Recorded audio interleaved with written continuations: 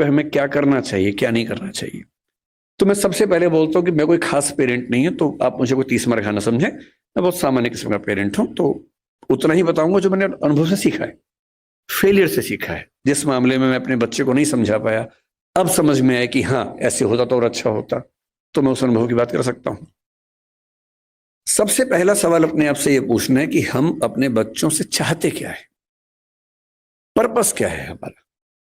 अगर पर्पस स्पष्ट है तो तरीके सारे मिल जाएंगे, अगर पर्पस स्पष्ट नहीं तो तरीके नहीं मिलेंगे। मैं अपने बच्चे को किस रूप में देखना चाहता हूं, अगर ये क्लैरिटी है तो सारे रास्ते क्लियर है। तो मैंने अपने आप से पूछा कि मैं अपने बच्चे की जिंदगी में क्या चाहता हूं। तो मैंने 4-5 एरोज निकाले कि क्या मैं ये चाहता हूं, ये चाहता हूं या ये चाहता हूं। एक चीज मैंने सोची कि मैं अपने बच्चे को सफल होते हुए देखना चाहता हूं, सक्सेसफुल। टाइम हो गया? ठीक है ठीक है, आप जितना कहेंगे। 10 मिनट? आप जितना। ये छुप के बोल रहे 10 मिनट, तो मैंने खुल के बोल दिया। तो मेरे सामने 3-4 चीजें हैं कि मैं चाहता हूं कि मेरा बच्चा सक्सेसफुल हो। सब चाहते हैं, आप भी चाहते ही होंगे। सक्सेस का मतलब है खूब पैसा हो, पावर हो, प्रसिद्धि हो, सामाजिक रसूख हो।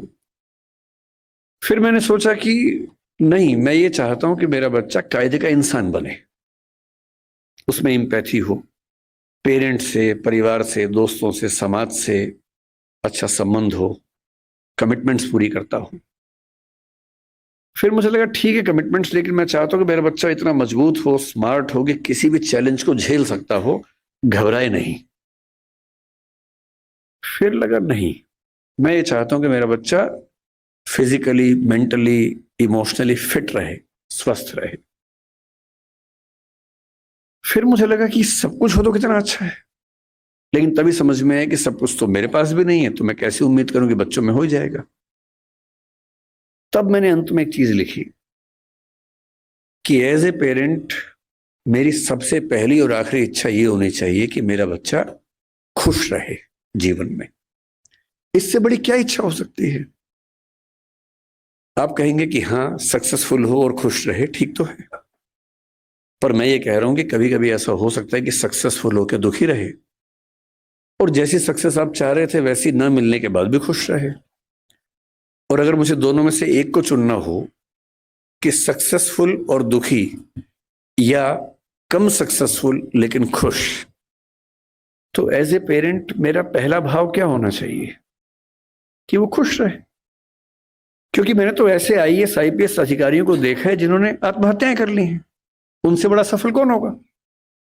मैंने ऐसे बड़े बड़े टाइकून्स को देखा है बिजनेस की दुनिया के, जो खुश नहीं है, जिनसे बात करो तो लगभग रोते रहते हैं रात दिन, लेकिन टाइकून्स हैं, बहुत अमीर लोग हैं। तो मैं ऐसा क्यों चाहूं कि मेरा बच्चा ऐसा हो? तो मैंने एक पिरामिड बनाया जो शायद आपके काम का भी हो। मैं एकदम क्लियर हूं, मैं अपने बच्चे से हमेशा ये बात करता हूं कि भैया मुझे सबसे पहले ये चाहिए कि तुम खुश रहो, बाकी सब सेकेंडरी है। उसके साथ हो जाए तो अच्छा है, नहीं तो मुझे तुम्हारी खुशी से मतलब है, बाकी सब बातें बात की। खुशी कैसे आएगी? खुशी इस बात से आएगी कि मैं उसके ऊपर अपनी इच्छाएं थोपूं नहीं, समझाऊं, परसुएट करूं। अगर मुझे लगता है कि वो गलत रास्ते में, तो मैं समझाऊं कि बेटा ये रास्ता गलत है, रीजन बताऊं, डिस्क्राइब करूं, उसे सही रास्ते पर लाऊं, समझ जाएगा। क्यों नहीं समझेगा बच्चा? पर मैं अपनी जिद में उसके ऊपर उसका करियर इंपोज करूं, नहीं तुम्हें यही करना होगा, तुम्हें इससे ही शादी करनी होगी, तुम्हें ऐसे ही जीवन जीना होगा। तो मैं ऐसे कई लोगों को जानता हूं जो बहुत सफल हैं और अपने माता पिता से, स्पेशली अपने पिता से नफरत करते हैं। नफरत बहुत भारी शब्द है, लेकिन वो नफरत ही करते हैं। वो कहते हैं कि मेरे पिता ने मुझे जबरदस्ती ये विषय दिलवाया, इंजीनियरिंग करवा दी, मेरी इच्छा नहीं थी। मेरे पापा ने मुझे जबरदस्ती आईएएस का एग्जाम दिलवाया, मेरी इच्छा एकदम नहीं थी, मेरी इच्छा सिंगर बनने की थी। क्योंकि मैं पढ़ने में ठीक था, मैं बन भी गया सिविल सर्वेंट। मैं सिविल सर्वेंट हूं, मैं नौकरी कर रहा हूं ठीक से, पर मुझे मजा नहीं आता है, मैं रोज दुखी होता हूं। और आज भी मेरे पिताजी मुझे कहते हैं, उसने कहा कि मेरे पिताजी मुझे रोज धमकी देते थे कि अगर ये काम नहीं किया तो मैं सुसाइड कर लूंगा। ये कर दो वरना मैं ये कर दूंगा, ये कर दो वरना मैं वो कर दूंगा। और हमारा पूरा परिवार उनके खौफ में जिंदगी जीता रहा। हम सब सफल हैं उनके दबाव की वजह से। पर 3 दिन पहले मेरे पापा ने फिर, ये बात 10 साल पहले की कर रहा हूं मैं, 3 दिन पहले मेरे पापा ने मुझे फोन किया मेरी शादी के लिए। अब मुझे मार पीट के सिविल सर्वेंट बना दिया है, जो मेरा मन नहीं था। आप कह रहे हैं बेटा लड़की फाइनल कर दी है, इससे शादी करनी है। और मैं किसी को जवान दे चुका था। मैंने कहा पापा मेरी किसी से बात हो गई है। बोले बेटा आत्महत्या कर लूंगा। और उसने कहा कि आज मेरे मन में पहली बार आया कि बोलूं कि कर लो। मैं रोज करूं इससे अच्छा आप एक बार कर लो।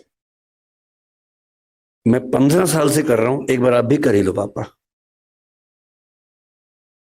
अगर इतना इंपोज करके आपने सफल बना भी दिया तो अपने प्रति जो नफरत पैदा कर लेंगे वो ज्यादा भारी पड़ेगी। इसलिए बच्चे की खुशी का मतलब है ऑटोनॉमी, उसकी इच्छा का सम्मान। हाँ जहां वो गलत है समझाइए, परसुएट कीजिए, कन्विंस कीजिए, दबाव नहीं।